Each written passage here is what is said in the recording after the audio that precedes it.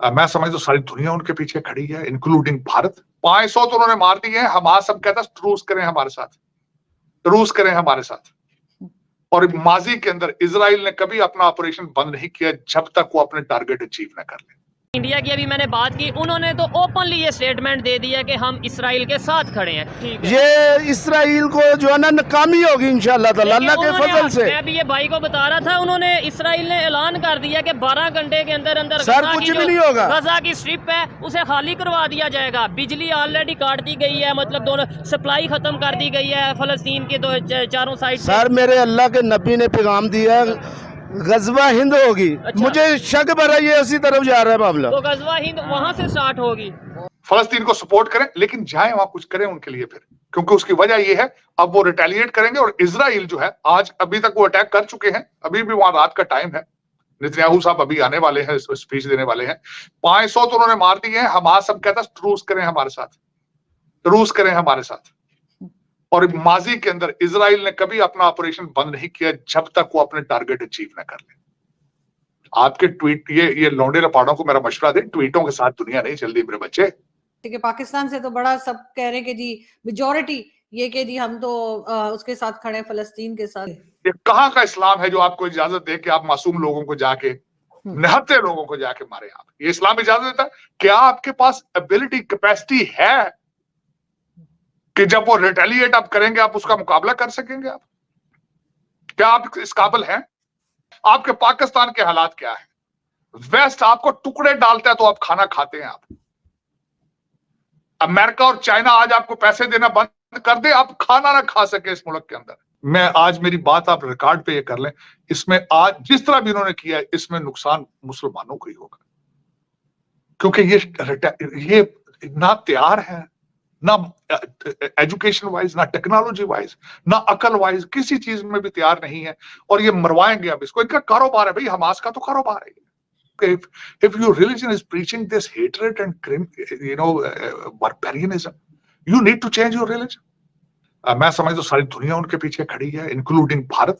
मैं समझता हूँ पहली दफा एक तो मोदी साहब पहले प्राइम मिनिस्टर थे जिन्होंने आज तक दौरा इजराइल किया 2017 में।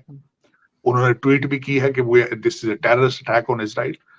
गाजा और सारी चीजें अब जो है वो इजराइल डिसाइड करेगा वो क्या करना चाहता है, क्योंकि इन्होंने पहले अटैक करके इतना जुल्म वहां पे करके अपने सारे जो प्लान सारे खराब कर दिए। मेरे ख्याल में अब वही होगा जो इजराइल चाहेगा, क्योंकि Israel one of the very strongest. ये अभी आपको जंग लंबी होती हुई दिखाई दे रही है, अभी नहीं खत्म होने वाली है, लंबी होगी अभी। लेकिन जब तक इजराइल अपना हदफ अचीव नहीं करेगा जंग नहीं रुकेगी मेरे ख्याल। जैसे कि इतना बड़ा काम हुआ है, कोई मुल्क, चंद मुल्क है जिन्होंने साथ दिया है। ठीक है, और हमास का साथ दिया, हम उसके साथ खड़े हैं, लेकिन हमारे मुल्क कहाँ सो रहे हैं, इनको पता ही नहीं है। इस्लामी मुल्क में रहते हैं। क्या लगता है ये सिचुएशन जो सी है, सूरत-ए-हाल बन चुकी है, ये किस साइड पे जाती नजर आ रही है? इंशाल्लाह अल्लाह ताला ने चाहा तो कामयाबी इंशाल्लाह होगी। ये इसराइल को जो है ना नाकामी होगी इंशाल्लाह ताला अल्लाह के फजल से। मैं भी ये भाई को बता रहा था, उन्होंने इसराइल ने ऐलान कर दिया कि 12 घंटे के अंदर अंदर सर कुछ भी नहीं होगा। गजा की स्ट्रिप है उसे खाली करवा दिया जाएगा। बिजली ऑलरेडी काट दी गई है, मतलब दोनों सप्लाई खत्म कर दी गई है फलस्तीन के चारों साइड। सर मेरे अल्लाह के नबी ने पैगाम दिया गजवा हिंद होगी। अच्छा। मुझे शक भरा ये उसी तरफ जा रहा है मामला। तो गजवा हिंद वहां से स्टार्ट होगी। इसराइल की बात करें, जंग छिड़ चुकी है। पहले यहाँ से मिसाइल दागे गए फलस्तीन साइड से, हमास की तरफ से, और अब इसराइल ने प्रॉपर जंग का ऐलान किया। और उन्होंने ये अल्टीमेटम दे दिया कि 12 घंटे के अंदर अंदर हम जो सा वो पट्टी है उसको खाली करवा लेंगे, स्ट्रिप को खाली करवा लेंगे।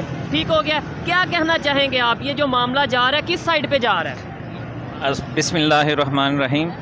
असल में इसराइल जो है ये इस्लाम दुश्मन मुल्क है। यहूदों नसारा यानी कि मुसलमानों के कभी दोस्त नहीं हो सकते। अच्छा। और फ़लस्तीन, इनका ये एक प्लानिंग है कि फ़लस्तीन पे वो काबिज़ हो जाएंगे, या वैसे भी वो शुरू से कब्ज़ा कर रहे हैं फ़लस्तीन पे। ठीक है। तो फ़लस्तीन थोड़ा सा रह गया, इसराइल इतना बड़ा हो गया। अच्छा। तो वो कब्ज़ा करते करते अब उनका पूरा इरादा है कि वो पूरे फ़लस्तीन को अपने वो कब्ज़े में करें। लेकिन फ़लस्तीनी अवाम जो हैं वो बैतुल मक़दिस जो है हमारा पहला किबला जो है बैतुल मस्जिद अक्सा, जी जी, वो उसकी हिफाजत के लिए जो है वो वहाँ पे वो कर रहे हैं। मौजूद है। अच्छा, लेकिन इस दफ़ा तो आप देखें, अगर हमला जो है वो हमास की तरफ से पहले किया गया, यानी फ़लस्तीन की तरफ से पहले किया गया, जो अटैक किया गया 500 से 700 के करीब जो मिसाइल हैं वो दागे गए इसराइल की तरफ। हाँ। अब दुनिया के बड़े बड़े कंट्री, ख़ास तौर पे इंडिया की बात करें, इंडिया में ट्रेंड चल रहा है #सपोर्ट इसराइल, ठीक है। अमेरिका ने भी स्टैंड विद इसराइल, या मतलब इस तरीके से ट्रेंड चल रहा है। और भी कंट्रीज़ हैं जिन्होंने सपोर्ट का ऐलान किया है। अगर हम बात करें फ़लस्तीन की, आपको लगता है फ़लस्तीन के साथ उस तरीके से पावरफुल कंट्रीज़ खड़े हैं? हमारे मुसलमानों के बदकिस्मती से 57 मुल्क हैं जो बदकिस्मती से के खुशकिस्मती?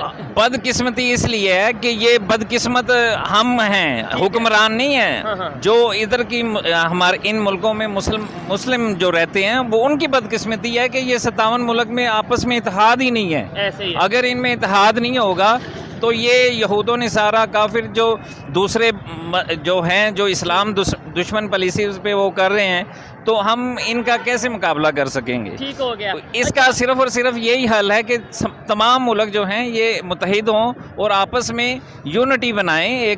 जैसे एक तंजीम होती है, ठीक। ऐसे ही 57 मुल्क तंजीम तो आपस बनी में। है, OIC की जो ऑर्गेनाइजेशन है वो ऑलरेडी बनी है, लेकिन उसमें भी अगर देखा जाए तो तुर्की जो उनसे वो खामोशी का इजहार कर रहा है कि वो हमास के आतंकवादियों ने जिस तरह से बारबरिक अटैक किया इजराइल की धरती पर, उन्होंने इजराइल के बॉर्डर को पार करते हुए इजराइल की टेरिटरी के अंदर गए और कई सिविलियंस, जिसमें बच्चे, बूढ़े और वुमेन्स भी शामिल थी, उनको बुरी तरह से मारा और कुछ को किडनैप कर लिया और बहुत ही बारबरिज्म के साथ डील किया। इस चीज़ से गुस्साए इजराइल ने आर्टिकल 14L, जिसका मतलब होता है कि इजराइल ने ऑफिशियली वॉर डिक्लेयर कर दिया है। और ये इससे पहले हुआ था 50 साल पहले, जिसे हम यौम किपुर वॉर कहते हैं। तो अब इजराइल के पीछे पूरी दुनिया खड़ी है और ऐसा एनालिस्ट मान रहे हैं कि अब जो करना है वो इजराइल करेगा। हमास को जो करना था उसने कर लिया। अब इजराइल फैसला करेगा कि गाज़ा पट्टी और वेस्ट बैंक जैसे इलाकों के साथ क्या होना है। ऐसा भी हो सकता है कि इजराइल जो गाज़ा स्ट्रिप है उसको पूरी तरह से एनेक्स कर ले, अपने कब्जे में ले आए। इजराइल ने गाज़ा पट्टी की लाइट, पानी और जितनी भी दूसरी सहूलियात होती हैं वो सारी बंद कर दी हैं। और इजराइल ने बोला है कि हमारी लड़ाई इंसानी जानवरों के साथ है और हमें उनको उसी तरह से डील करना होगा अगर हमें इस लड़ाई को जीतना है। तो ऐसा माना जा रहा है कि ये जो वॉर है काफ़ी लंबा चलेगा और इजराइल तबीयत से पीटेगा हमास को, अच्छी तरह से अपने सारे ऑब्जेक्टिव्स मीट करेगा और उसके बाद ही पीछे हटेगा। और इस समय में कितना टाइम लगता है ये किसी को नहीं पता। इसका अंदाज़ा इसलिए लगाया जा रहा है क्योंकि इजराइल ने अपने फॉरेक्स रिजर्व से लगभग 30 बिलियन US$ ओपन मार्केट में बेच दिए हैं, ताकि आने वाले समय में इजराइल की जो करेंसी है, इजराइल की आबादी लगभग 92 से 93 लाख है और इतनी छोटी सी आबादी में इजराइल के जो फॉरेक्स रिजर्व हैं वो लगभग 200 बिलियन US$ हैं, जो कि एक बहुत ही बड़ा नंबर है। क्योंकि पाकिस्तान जैसे भिखारी देश के पास, जिसकी आबादी 25 करोड़ के आसपास है, उनके पास 10 बिलियन US$ भी नहीं उनके फॉरेक्स रिजर्व में। तो इससे ये साफ पता चलता है कि इजराइल अब अपने सारे ऑब्जेक्टिव्स मीट करेगा और ऐसा भी हो सकता है कि हमास को वंस एंड फॉर ऑल हमेशा के लिए ख़त्म भी कर दे।